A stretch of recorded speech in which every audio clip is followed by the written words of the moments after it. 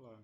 Bom, essa aula aqui foi a aula que ficou faltando, que é uma aula de adição, mais uma das aulas de adição à ligação carbonila, C-O, e onde basicamente a gente vai trabalhar falando sobre acetais, M-acetais, acetais, formação de reações de adição com aminas e com bem o iniciozinho de reações de adição de nucleófilos de carbono a carbonilo. Começando com acetais, acetais são estruturas que a gente chegou a falar numa aula que eu introduzi sobre adição de álcools a carbonila. Eu mostrei estruturas que eram M-acetais e estruturas que eram acetais. Mas só relembrando, um acetal é uma molécula que possui dois grupos OR, O-alquil, ligados ao mesmo átomo de carbono. Então isso aqui está vindo de uma dupla adição ao carbono que tem a carbonila. E essas reações elas podem ocorrer em meio neutro, ácido ou básico. Existem algumas nuances dependendo do meio que a gente está trabalhando. E a gente vai discutir um pouquinho disso aqui. O primeiro que a gente vai ver vai ser a reação, essa reação de adição de álcools a carbonilas em meio neutro. E a partir de um aldeído, quando a gente tem um meio etanólico, a gente pode levar à formação do M-acetal. Então a gente vê aqui uma molécula de aldeído, de álcool, que se adicionou aqui ao carbono, que era o carbono carbonílico. Tá? O mecanismo está aqui descrito, destrinchado para a gente. Então a gente tem o aldeído, a gente tem aqui o etanol, e a gente tem um par de elétrons de etanol, que é o nucleófilo, atacando a carbonila, com a quebra da ligação π, com a carga vindo aqui para o oxigênio. Então a gente sai da nossa forma de carbono sp2,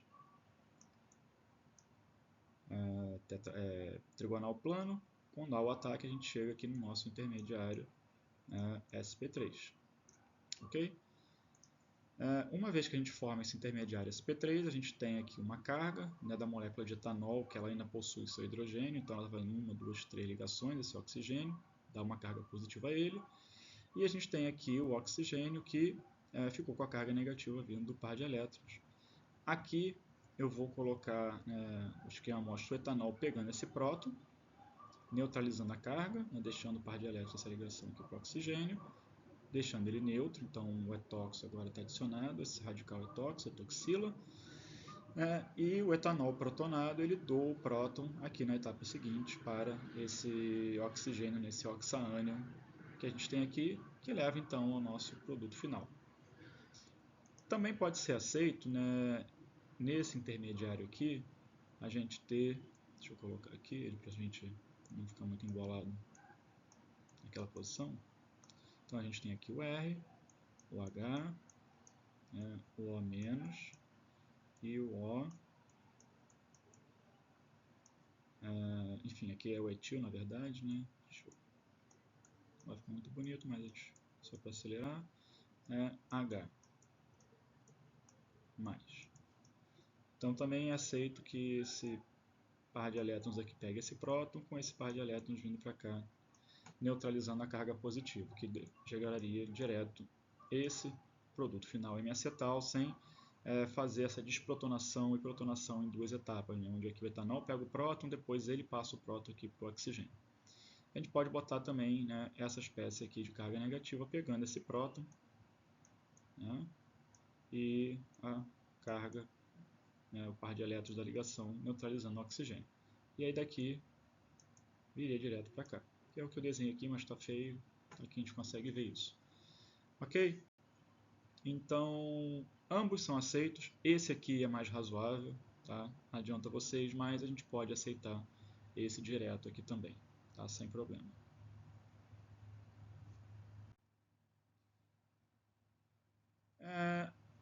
Além daqueles acetais que a gente viu, aquele M-acetal, perdão, que a gente viu anterior, que é um M-acetal não cíclico, a gente pode ter M-acetais cíclicos. E aqui está um exemplo de quando a gente tem, por exemplo, um hidroxaldeído, igual a gente está vendo, que pode ciclizar, ou seja, uma hidroxila aqui, que eu tenho tanto álcool quanto aldeído na mesma molécula, pode atacar esse aldeído fazendo um ciclo, levando à formação aqui desse hemiacetal cíclico que a gente está vendo. Tá? Aqui então a gente tem essa ligação aqui girando 180 graus, então essa hidroxila vai parar aqui. E uma vez que ela está próxima à carbonila, ela pode fazer um ataque, a hidroxila ataca a carbonila com palhadinho com oxigênio. Aqui a gente chega, se a gente olhar, se focar aqui nesse carbono que está o meu laser, onde era o carbono da carbonila, a gente tem o O-, que veio da quebra da ligação, e a gente tem o OH, que está vindo aqui desse OH. Então, a gente tem o OH+, se a gente olhar aqui, tem O e O que estão vindo justamente de uma adição intramolecular, como está escrito aqui. Aqui está o esquema que eu falei, tá vendo? O oxano ele pode pegar o próton vizinho, deixando o par de elétrons para neutralizar aquele oxigênio, e isso leva à formação do nosso hemiacetal cíclico. A importância desses hemiacetais cíclicos é enorme para a gente, porque a química de açúcares, de carboidratos, ela é toda focada nesses hemiacetais cíclicos. Se a gente olhar aqui esse hidroxialdeído, a gente pode imaginar de novo um giro dessa ligação trazendo essa hidroxila aqui para cima, a gente chegaria a isso aqui, a essa forma conformacional, e aqui a nossa hidroxila pode atacar a carbonila, jogando par de elétrons para oxigênio. Quando a gente tem o próton-tropismo, a troca de próton aqui, a gente chegaria a essa molécula final, que é uma ribose cíclica, que é justamente um glicosídeo, um açúcar, na verdade, perdão, carboidrato, que é utilizada nas bases nucleicas. Então, o anel ribose, a gente sabe que constitui nossos DNAs, por exemplo. Seguindo, a gente viu essas reações de formação de hemiacetais em meio neutro, e elas também podem ocorrer em meio ácido e em meio básico. Como eu falei, existem nuances entre um e outro. E eu vou mostrar qual é a diferença quando a gente está no meio ácido em relação ao meio básico, comparando com o meio neutro. Tá? A gente já viu que a carbonila ela possui uma reatividade, esse centro aqui ele é delta+, justamente porque ele pode ser protonado, porque ele pode doar esse par de elétrons para o oxigênio, e uma vez que esse par de elétrons vem para o oxigênio, deixa eu colocar na caneta, a gente faz aquela ressonância, esse carbono que perdeu o par de elétrons fica positivo, e o meu oxigênio que perdeu o par de elétrons fica negativo. Então a gente sabe que por conta dessa carga positiva aqui, um nucleófilo pode se adicionar com facilidade nesse centro.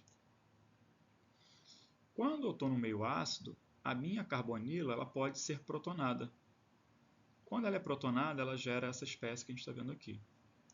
E reparem, como uma vez protonado o oxigênio ganha carga positiva, essa migração aqui, essa quebra da ligação π com o par de elétrons indo para o oxigênio, ela é ainda mais favorecida. Por quê? Porque quando isso acontece, meu oxigênio fica neutro. Então, a formação dessa carga positiva aqui, ela acaba sendo muito mais vantajosa, porque eu estou levando a perda daquela carga positiva sobre o oxigênio.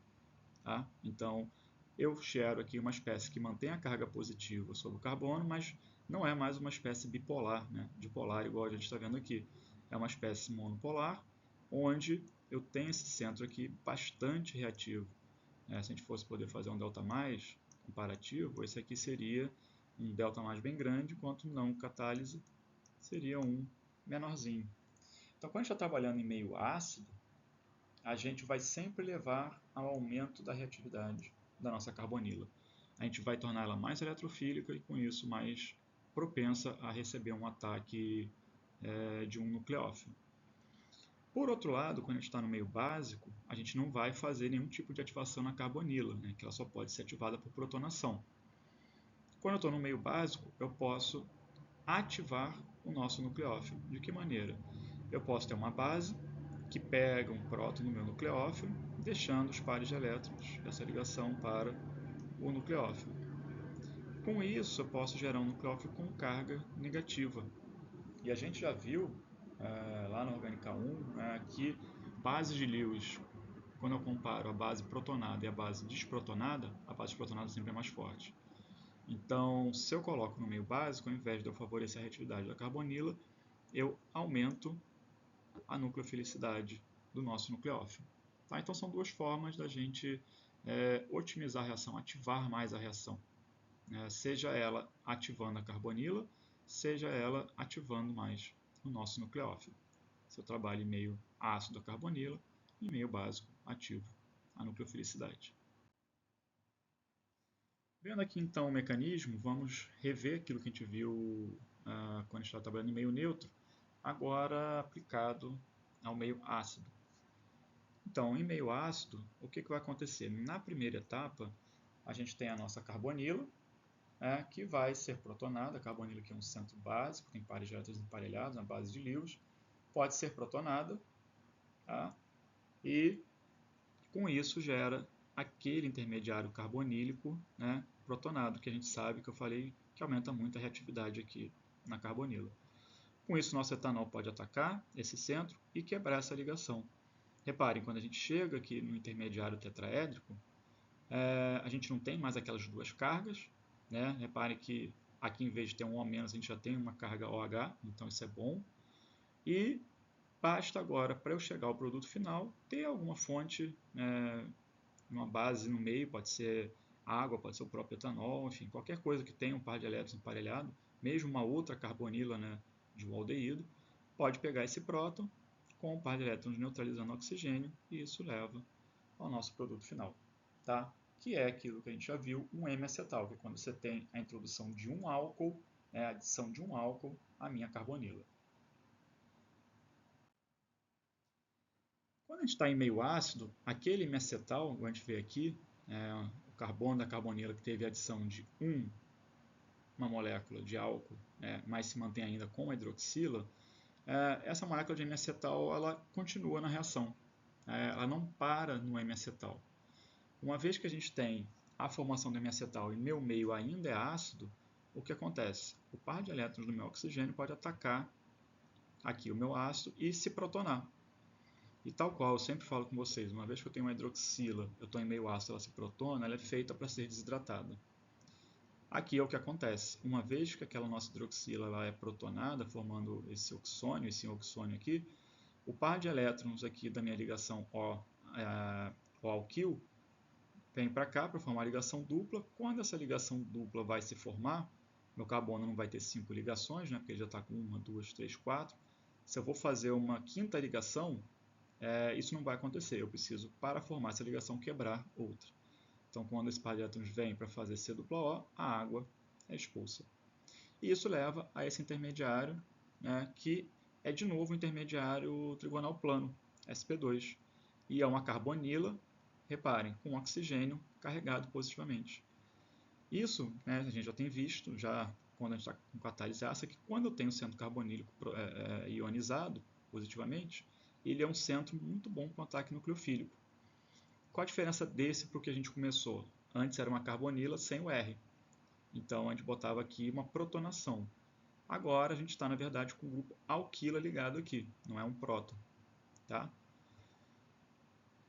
Já que eu tenho, então, esse centro carbonílico extremamente reativo na minha molécula, eu ainda tenho moléculas de álcool no meio, uma segunda molécula de álcool vai fazer um ataque, aqui é o centro carbonílico, quebrando a ligação π, neutralizando essa carga positiva, gerando esse intermediário tetraédrico, sp3, que agora possui aquela molécula de álcool inicial, está aqui representada, e a segunda molécula que acabou de entrar. E, para finalizar essa reação, basta a desprotonação aqui dessa molécula de álcool que entrou, desse hidrogênio ligado ao álcool que entrou. Então, algo no meio que tem alguma propriedade básica, como a água, por exemplo, que saiu aqui de cima, tá vendo? Pode vir pegar esse próton, neutralizar a carga positiva e a gente chega ao nosso acetal. E reparem, entrou duas moléculas de água. Então, olhando as duas estruturas aqui, a gente percebe bem a diferença entre um M-acetal, que entrou uma molécula de álcool, para a molécula de acetal, onde entrou duas moléculas de álcool. Ok? No meio básico, a gente não ativa a carbonila, a gente ativa quem? O nucleófilo. O nucleófilo da nossa reação é o etanol. Então, para ativar o nosso etanol, o hidróxido pode pegar esse próton, jogando o par de elétrons da ligação lá com oxigênio ligado a etilo. Isso então vai originar o nosso etóxico, que é esse ETO-, esse oxaânio aqui, que veio aqui da saída, da quebra dessa ligação. Então tem o etóxico, que é um excelente nucleófilo, e a carbonila. O que acontece? Etóxico, o par de elétrons ataca a carbonila, a ligação dupla se quebra, chegamos no intermediário tetraédrico. De novo, não temos duas cargas, mas agora temos uma carga negativa no oxigênio, tá? Que por fim pega um próton de alguma fonte doadora de próton no meio. Pode ser a água que saiu daqui, né? Quando essa hidroxila pegou, o hidróxido pegou aqui esse próton, ele vai pegar esse próton e leva à formação do nosso M-acetal. Tá? Reparem, quando a gente trabalhou no meio neutro, a reação, quando a gente chega no intermediário tetraédrico, ela tem uma carga positiva e negativa. O balanço total é um balanço zero. Por quê? Porque eu tenho uma carga positiva, uma negativa, mais e menos, vai dar zero. Condizente com o meio neutro. Já que o meio neutro, você não vai ter cargas, você não começa com nenhuma carga a sua reação. É um meio neutro. Se eu estou no meio ácido, eu falei com vocês, meio ácido tende a protonar. Quando você protona alguma coisa, você gera uma carga positiva. Então, o que vocês vão ver? Quando vocês estiverem no meio ácido, o nosso intermediário vai ter uma carga positiva. E quando a gente está no meio básico, a gente tende a formar o quê? O nucleófilo mais forte, um nucleófilo menos, que tem a carga negativa. Então, o nosso intermediário tem que ter uma carga negativa. Tá? Então, sempre que a gente fizer essas adições, meio neutro, o nosso intermediário tem duas cargas, uma positiva e uma negativa. A ácida vai gerar uma carga positiva, enquanto no meio básico vai gerar uma carga negativa. Tá? Diferente do meio ácido, no meio básico, o nosso M-acetal não é transformado no acetal. Tá? Então, acetais nunca são formados em meios básicos. Por quê? A gente precisa daquela etapa que a gente viu, que é o etóxido fazendo uma ligação dupla e expulsando água. Só que em meio básico, essa hidroxila aqui ela não pode ser protonada, então ela não pode ser desidratada com facilidade. É muito difícil isso acontecer. Eu não vou ter força desse par de átomos para fazer uma ligação dupla e expulsar um hidróxido. Tá? Então, acaba que a nossa reação feita em meio básico para aqui no M-acetal. Não vai ser levada à frente para a formação dos acetais. Tá bom? Então, acetais só são formados nos meios ácidos. Seguindo, eu vou falar algo que seria o uso de grupos acetais como grupos protetores. Por quê? Os acetais eles podem ser hidrolisados a aldeídos, cetonas em meio ácido aquoso, mas são estáveis em soluções básicas. São usados para proteger grupos aldeídos e cetonas de reações indesejadas em soluções básicas. O que a gente viu até agora? Eu consigo formar os acetais em meio ácido. Então, eu consigo formar os acetais em meio ácido, eu consigo isolar os acetais, tá? E com isso eu posso proteger grupos aldeídos e cetonas. De que maneira?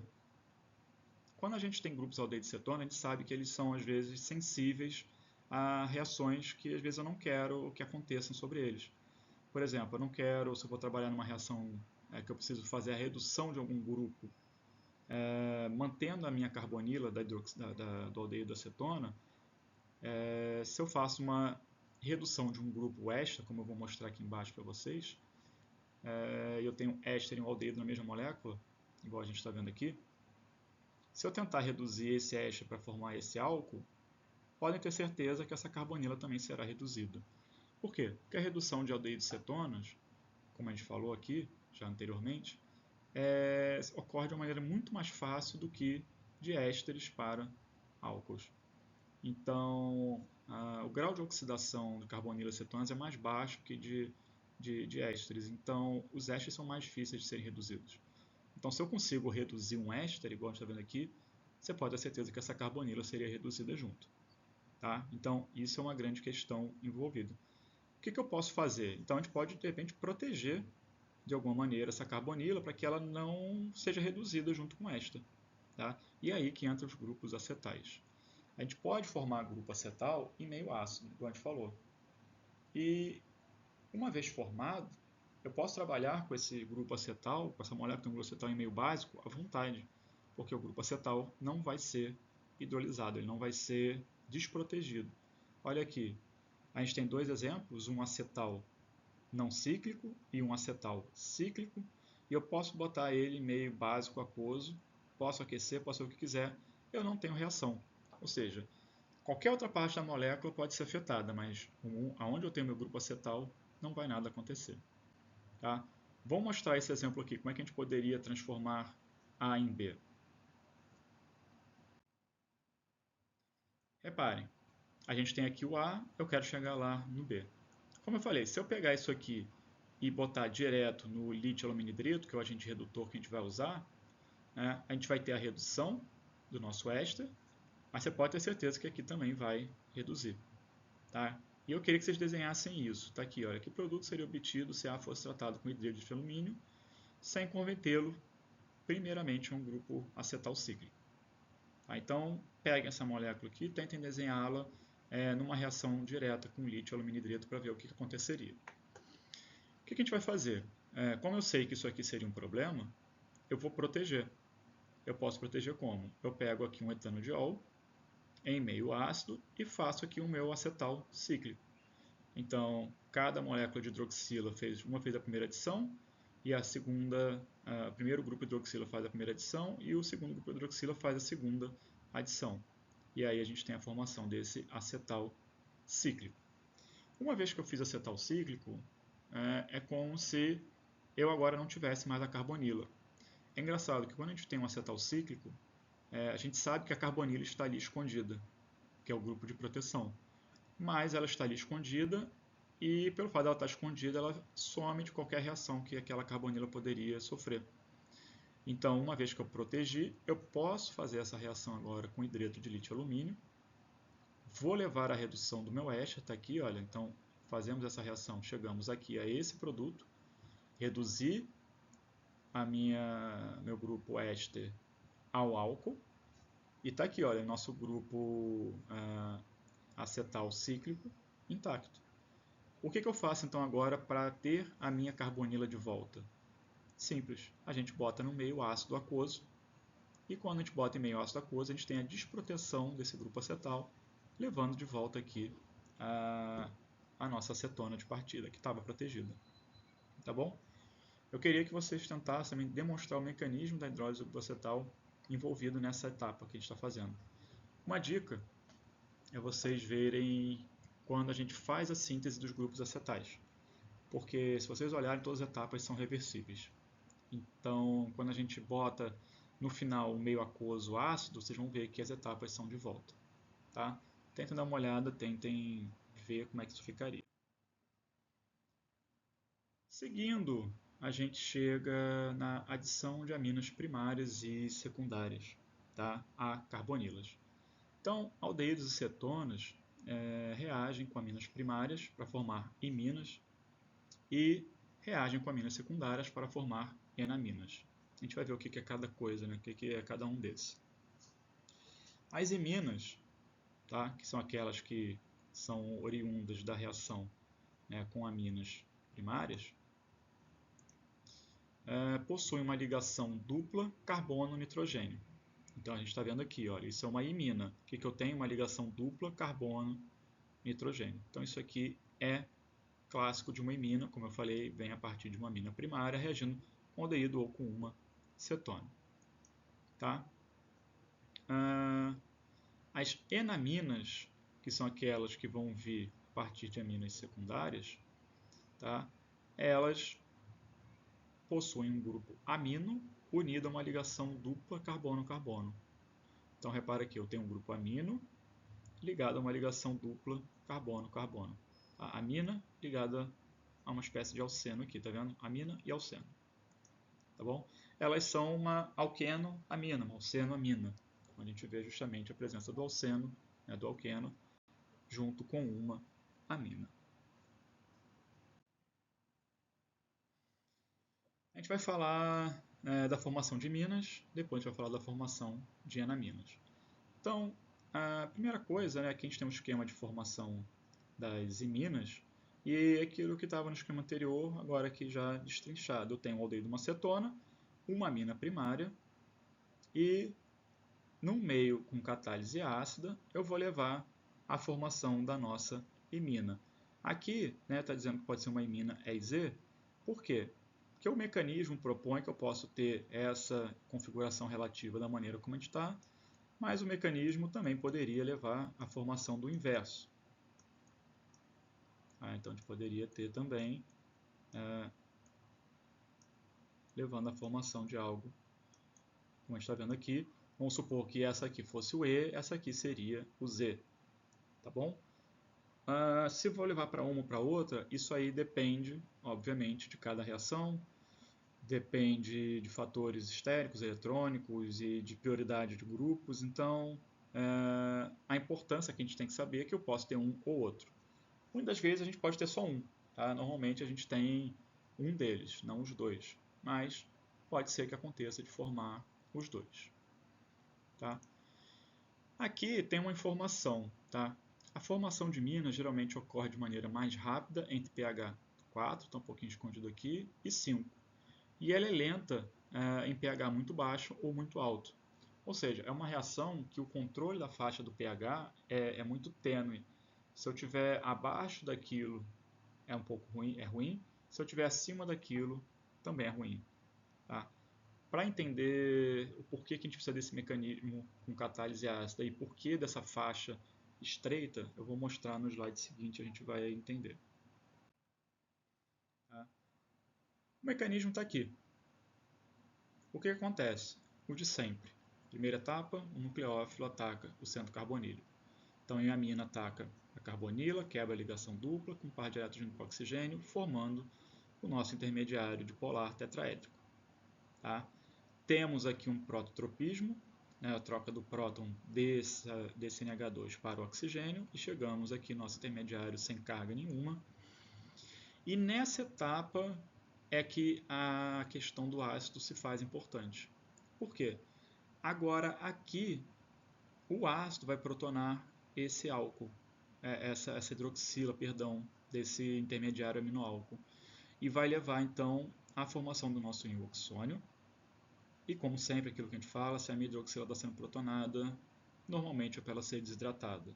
E o que vai acontecer é que o par de elétrons aqui do nitrogênio vem para fazer uma ligação dupla e expulsar a água, levando a uma desidratação, formando o N-C, igual a gente está vendo aqui. Como esse meu nitrogênio agora está fazendo 1, 2, 3, 4 ligações, ele está com carga positiva. Tá? Isso aqui é conhecido como íon imínio. E para terminar meu íon imínio levar a nossa imina, basta ele ser desprotonado. E como eu tenho água no meio, a minha água pode pegar esse próton, neutralizar a carga negativa, a carga positiva, e com isso a gente chega à nossa imina final. Tá? Iminas, de maneira geral, elas são instáveis. Tá? Então a gente tem que tomar muito cuidado. Se você tiver muita água no meio, repare, o mecanismo ele é todo reversível. Então a mesma coisa, se eu tenho muita água, a minha água, ao invés de só pegar esse próton, ele pode atacar esse centro C dupla N+, que viria para cá, e isso aqui poderia sempre, tendo muita água, que é um dos produtos da reação, deslocar isso de volta para o início. Ok? Tá bom. Então qual é a questão que eu falei do pH? Eu não posso ter um pH nem muito ácido, nem pouco ácido. Tem que estar ali entre 4 e 5. Se eu tiver no meio muito ácido, o que vai acontecer? Eu não estou trabalhando com uma amina primária. Se eu trabalho no meio muito ácido, a minha amina primária ela vai se protonar. Então eu vou ter um NH3+.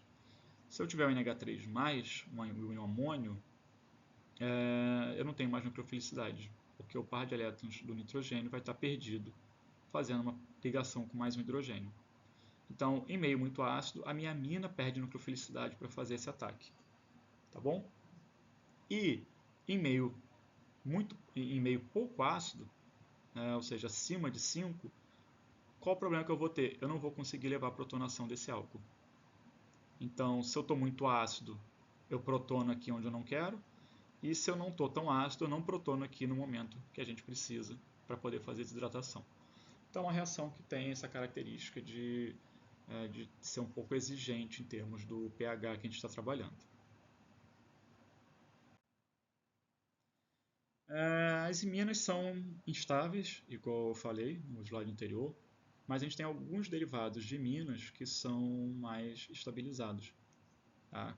Que seriam aquelas hidrazonas, oximas e semicarbazonas. Elas estão aqui representadas. Tá? Aqui a gente tem uma oxima, que é quando a gente tem aquela imina ligada a uma hidroxila, vem de uma reação de uma cetona ou aldeído com uma hidroxilamina. A gente pode ter as hidrazonas, que é quando a gente tem a imina ligada a um nitrogênio, tá? Um NH, igual a gente está vendo aqui, e vem da reação de cetonas com hidrazinas, aqui no caso a fenilhidrazina. E a gente pode ter as semicarbazonas, que é quando a gente tem aquela imina ligada a esse grupo tipo ureia, que a gente está vendo aqui, NH, C+O, NH2. Tá? Que seria uma semicarbazona que vem da reação da cetona com semicarbazidas. Tem mais uma classe aqui que a gente poderia citar, que seriam as tio-semicarbazonas. Qual a diferença? Em vez do oxigênio, a gente tem um enxofre. Então, o tio vem justamente do S do enxofre presente aqui, que vira tio-semicarbazona, porque o resto é tudo igual. A formação de hidrazonas, ela também tem uma boa importância dentro da química orgânica, porque existe um revelador que é conhecido como revelador de Brad. O revelador de Brad é um revelador para a gente revelar, aqui ficou de cetonas e de aldeídos. Tá? O que ele faz? Ele é essa dinitro-fenilhidrazina, repare, tem uma hidrazina, e o que eu falei aqui? Uma hidrazina reage com uma cetona aldeído para formar uma hidrazona. Como é uma hidrazina ligada a dois grupos nitro, então existe uma conjugação aqui de elétrons entre os nitrogênios e o grupo nitro, esse revelador aqui ele é um amarelo clarinho. Quando ele reage com a acetona ou com o aldeído, forma essa hidrazona. Quando forma essa hidrazona, tem uma modificação de coloração do meio, automaticamente saindo do amarelo clarinho para um laranja bastante intenso e que normalmente precipita. Então, isso mostra para a gente que naquele meio tem aldeídos ou tem cetonas. Então, é um teste de revelação, é um teste indicador para a gente saber que naquilo ali que eu estou analisando tem aldeídos ou cetonas presentes.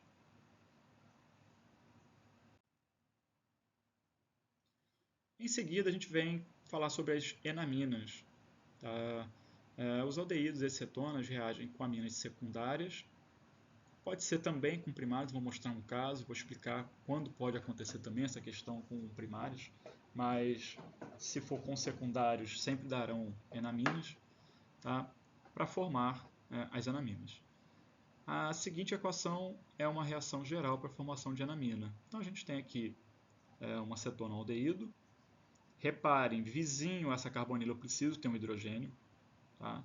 Senão a formação de enamina não ocorrerá. Vou mostrar para vocês o porquê. Então tem uma carbonila com pelo menos um hidrogênio naquilo que a gente chama do carbono alfa, a carbonila. Então no meu carbono alfa eu preciso ter um hidrogênio livre. Posso ter 2, 3, mas pelo menos um eu preciso ter. Uma amina, no caso secundária, está ligada a dois grupos carbono. Tá bom? Então tem que ser um NH. No meio de catálise ácida, eu vou ter uma reação levando à formação da nossa enamina, que é aquela amina eteno, tá? Emina alceno. Como a gente tem um alceno e uma amina, se a gente misturar o eno com a amina, fica enamina. Então esse nome enamina vem de de eno, né, de alceno, e amina, por conta da amina, como se tivesse um alceno, né, e uma amina. Daí que vem esse nome enamina. O mecanismo, inicialmente, é muito parecido com o das iminas que a gente viu, como ocorre ataque do nitrogênio ao centro carbonílico, par de elétrons indo para o oxigênio, formação daquele intermediário dipolar, N mais ou menos, né, tetraédrico, neutralização aqui, né, perda do próton do NH indo para o oxigênio, prototropismo. Então a gente está aqui, né, OH agora N sem carga, né, sem hidrogênio, então neutro, neutro, enquanto aqui era positivo e negativo.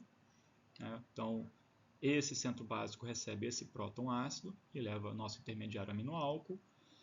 Temos a protonação da hidroxila pelo meio ácido, igualzinho nas iminas. Temos o par de elétrons de nitrogênio expulsando a água, desidratando, e chegamos nesse intermediário de íon imínio.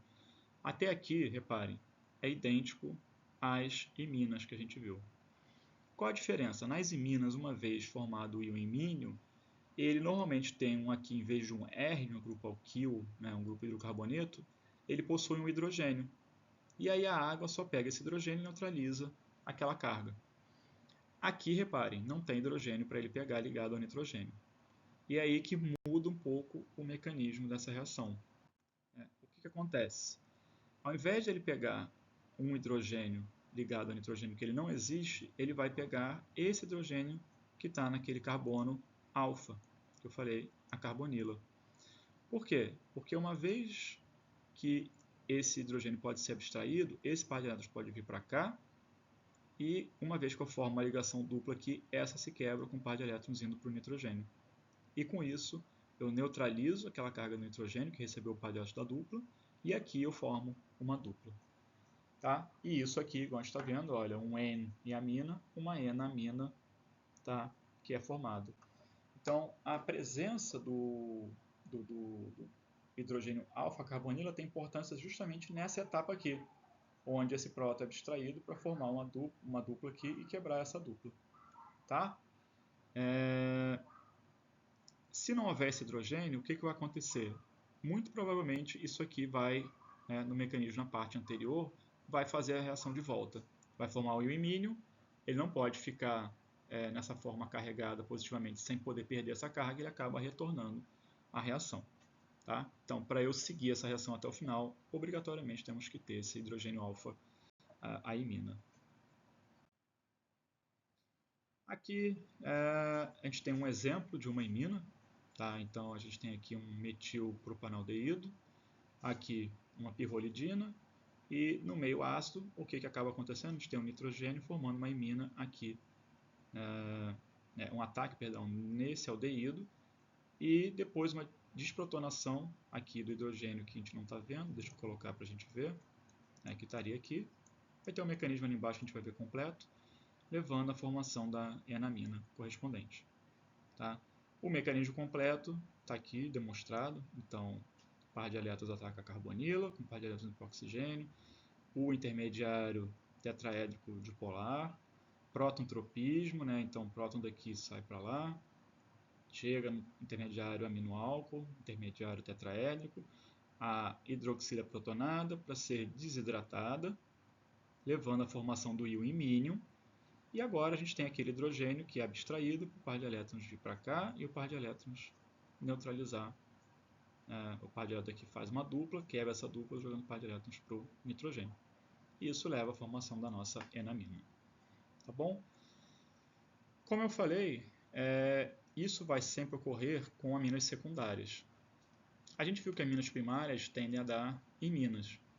Mas, em alguns casos, é possível que as nossas iminas, então aqui olha uma amina primária, reagindo com o aldeído, formou a nossa imina.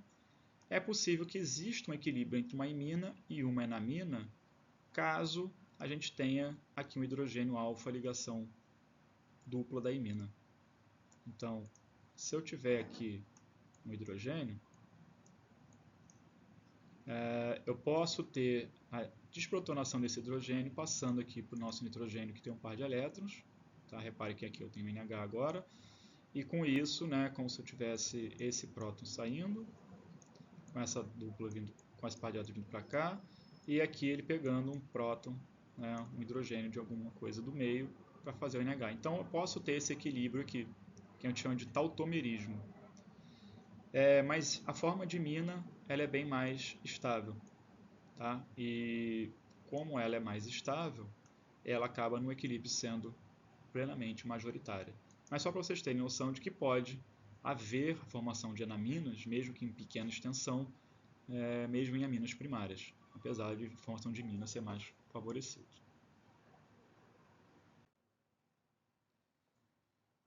Acabando então a adição de nucleófilos de nitrogênio, agora a gente vai falar sobre os nucleófilos de carbono.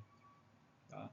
E a gente chegou a ver rapidamente na aula, eu falei sobre esse mecanismo rapidamente, mas o que a gente tem é o R- sendo um nucleófilo de carbono, que é um nucleófilo forte, a gente falou, que pode então atacar a carbonila com a quebra do par de elétrons, formando aqui o nosso intermédio tetraédrico, onde esse oxaânio aqui, que é básico, pode pegar um próton no meio, levando à formação do álcool. Tá? Então, quando a gente trabalhar com nucleófilos de carbono, em adições a carbonila, a gente vai levar à formação de álcools. A gente pode formar álcools secundários, a gente pode formar álcools terciários. Tá bom? Nunca não, a não ser que a gente esteja trabalhando com formaldeído, que é o único caso, se eu estiver trabalhando com formaldeído, seria o único caso onde ao final a gente poderia ter um álcool primário. Então aqui se eu pegasse um R-, essa reação aqui nos daria um álcool ao final primário. Tá? O único caso, por quê? Porque é o único derivado carbonilado que tem 2 hidrogênios. Qualquer outro é o superior ao formaldeído, seria quem? O acetaldeído, onde em vez de hidrogênio você tem uma metila. Então, ao invés de ter 2 hidrogênios, você tem um hidrogênio e uma metila. Se eu tenho uma metila e um grupo alquil, tem 2 grupos alquis ligados ao carbono do álcool, já seria secundário. Tá? Então, normalmente essa reação dá álcools secundários, se vier de aldeídos, álcools terciários, se vierem de cetona. A única exceção é a reação com formaldeído, que é o único que leva à formação de um álcool primário. Ok? Dentre os nucleófilos de carbono mais comuns que a gente vai ver vão ser o cianeto, o reagente de Grignard e os organolítios. Hoje aqui a gente vai ficar no cianeto, tá? Como nucleófilo de carbono. O cianeto ele é uma molécula curiosa, né? Porque, enfim, você tem um C-tripla-N, onde na verdade você tem 2 centros básicos, você tem um nitrogênio com um par de elétrons aqui e você tem um carbono com um par de elétrons também desemparelhado. E a gente sabe que, enfim, carbânions, né, cargas negativas sobre um carbono, elas costumam ser bastante reativas. Tá? Um carbânion em centro sp, igual a gente está vendo aqui, ele não é tão nucleofílico, uma base muito forte quanto se estivesse num centro sp2 ou num centro sp3. Tá? Os centros sps a gente sabe que estabiliza um pouco mais essa carga, então é um bom nucleófilo, também uma boa base, tá? Mas não é igual um carbânion sp3, por exemplo, que é extremamente reativo. Só vocês lembrarem da aula de ácido base, que a gente vai recordar, né, que essas bases, né, esses carbânios SP, eles são bem mais estabilizados do que os SP2, que os SP3. E esse em particular tem um nitrogênio vizinho que também puxa, né, densidade eletrônica para si, estabilizando um pouquinho mais essa carga. Tá? Mas é um nucleófilo de carbono. Então, o cianeto ele é adicionado aos grupos carbonilas de aldeídos e cetonas, né, e da maioria das cetonas, perdão, para formar compostos chamados de cianohidrinas, que são, enfim, falei a maioria das cetonas porque as cetonas nas quais o grupo carbonilo é altamente impedido não vão sofrer essa reação. Tá? Então, é uma reação que tem uma questão estérica envolvida. Mecanismo geral, um aldeído, repare, sempre a mesma coisa. Carga negativa do nucleófilo atacando, centro sp2, quebra o par de elétrons, formamos o intermediário, como aqui eu estou começando com a carga negativa, como se fosse uma espécie básica, né? Carga negativa, quando se adiciona, faz carbono-carbono, perde a carga, porque completou a valência, e essa aqui que ganhou o par de elétrons, carga negativa. Na sequência, pega um próton do meio, produto final, uma cianidrina. Tá? Então, não é complicado, não tem muito mistério. Algumas cianidrinas que são importantes, só para a gente ver, como intermediários sintéticos de produtos de valor agregado, a gente tem cianidrinas que são formadas através desse anel piperidinona, que a gente está vendo aqui, bicíclica. Então, na verdade, você tem aqui como se fosse um anel de 6 com nitrogênio e uma cabeça de ponte, que a gente chama, tá? E com um derivado carbonilado, uma cetona, uma reação com cianeto de sódio, a gente sabe, né, que é Na+, Cn-. Então, o cianeto se adiciona lá àquela carbonila com a quebra da ligação dupla, formando quem? O álcool correspondente, né? E o cianeto que entrou aqui, formando esse intermediário. Essa reação aqui, esse processo 95% de rendimento, muito boa. E esse intermediário aqui, essa cianidrina, ela é um intermediário para a síntese de agonistas dos receptores serotoninérgicos tipo 5-HT3, que é utilizado para tratamento de... esses que usam esse intermediário aqui de cianidrina, eles são utilizados para pacientes que estão em quimioterapia, que apresentam muita náusea, vômito. Então, o agonismo desse receptor 5-HT3 alivia esses sintomas. A pessoa, então, se sente menos desconfortável no tratamento quimioterápico. Uma outra aplicação está aqui na síntese do inseticida cipermetrina. Tá? Então, a mesma coisa, tem um aldeído. O cianeto se adiciona aqui ao aldeído, quebra a ligação dupla, vai formar uma cianidrina. Então, esse cianeto se adicionou, formou um H. E esse intermediário aqui, após algumas reações, leva à formação aqui da cipermetrina, que é um composto inseticida. Então, mais ou menos vendo onde essa química que vocês estão aprendendo poderia ser aplicada. Esse aqui é nosso último slide, tá? E ele fala um pouco sobre a reversibilidade desculpa pelo cachorro, tá? Mas a reversibilidade das cianidrinas, tá? Quando da presença de uma base. Então, a gente tem a cianidrina. Uma vez que a gente está em meio básico, a base pode pegar esse próton da hidroxila com esse par de elétrons vindo para o oxigênio. A gente chega aqui nesse intermediário tetraédrico com a carga. Essa seta aqui ela não está certa, ela é para cá. Tá? Então, ela vem nesse sentido de cá. Então, uma vez que eu fico com o oxaânion, ele pode vir aqui para fazer uma ligação dupla e liberar cianeto. Cianeto é um bom grupo abandonador. Então, essa reação em meio básico ela pode ocorrer com alguma facilidade. Tá? Problema, cianeto. Então, todos devem saber que o cianeto é tóxico para a gente. Tá? Por quê? Porque ele se complexa ao ferro da nossa hemoglobina. E quando ele complexa ao ferro, ele se complexa com maior afinidade do que o nosso oxigênio se complexa. Então, você tem um envenenamento, né, a asfixia química. Você, na verdade, tem envenenamento das suas hemácias, da sua hemoglobina, e uma vez que você tem o cianeto ligado à hemoglobina, o oxigênio não consegue deslocar o cianeto para fora. E aí você não consegue ligar o oxigênio, você não consegue oxigenar o corpo. Daí o problema do cianeto. Tá? Esse mecanismo que eu falei de reversibilidade de cianidrinas, ele está presente, talvez vocês não conheçam, talvez sim, talvez não. Talvez você já tenha escutado sobre mandioca brava. No Nordeste é conhecido, talvez aqui para o Sudeste não sei se temos pessoas do Nordeste na turma. E o que é a mandioca brava? É uma mandioca que você não pode pegar e comer ela igual, enfim, um tipo de aipim, né? O aipim a gente pega em casa, cozinha rapidinho e pode comer. A mandioca brava você tem que cozinhar por um longo tempo, às vezes 24 horas, 48 horas. Tá? Por quê?